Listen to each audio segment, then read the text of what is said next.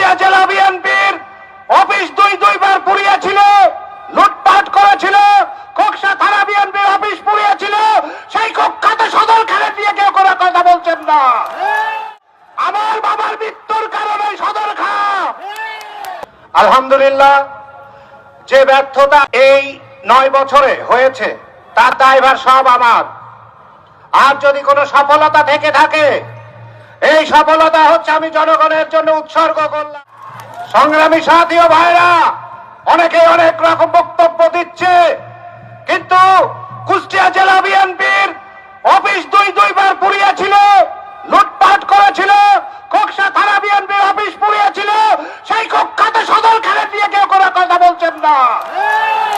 ভয় করে ভাসুরের নাম বাদে আমার বাবার মৃত্যুর কারণে সদরখা।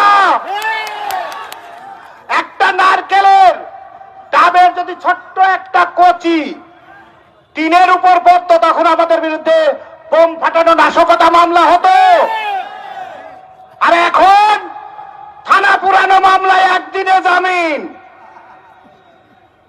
খোকসাতে এমন কোন নাশকতা নাই। আর এই নাশকতার আইন কি উঠে গেছে দেশ থেকে? আমরা চাই, প্রশাসনের দৃষ্টি আকর্ষণ করে বলছি, এই সদরখানের দোষরদের অনতিবিলম্বে খোকসাতে যতগুলো নাশকতা মামলা হবে তাদেরকে আইনের আওতায় আনতে হবে।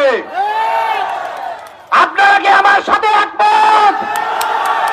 ধন্যবাদ জানিয়ে আগামী দিন কুষ্টিয়া জেলা বিএনপির নেতৃবৃন্দ চুলচিরা বিশ্লেষণ করে যাদের উপর দায়িত্ব পালন করবে খোকসা পৌর এবং থানার, আমরা তাদের নেতৃত্বে এক হয়ে আগামী দিনে ধানের শীষ প্রতীক নিয়ে যে আসবে তার নির্বাচন করে তারেক জিয়ার হাতকে শক্তিশালী করবো ইনশাআল্লাহ।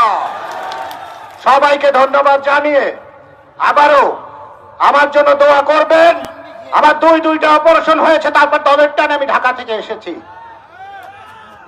আমি আপনাদের সন্তান, আমি আপনাদের সাথে আছি। সবাইকে আবারও শুভেচ্ছা জানাচ্ছি। আমার ভুল ত্রুটিগুলো ক্ষমা সুন্দর দৃষ্টিতে দেখবেন। খোদা হাফেজ। বাংলাদেশ জিন্দাবাদ।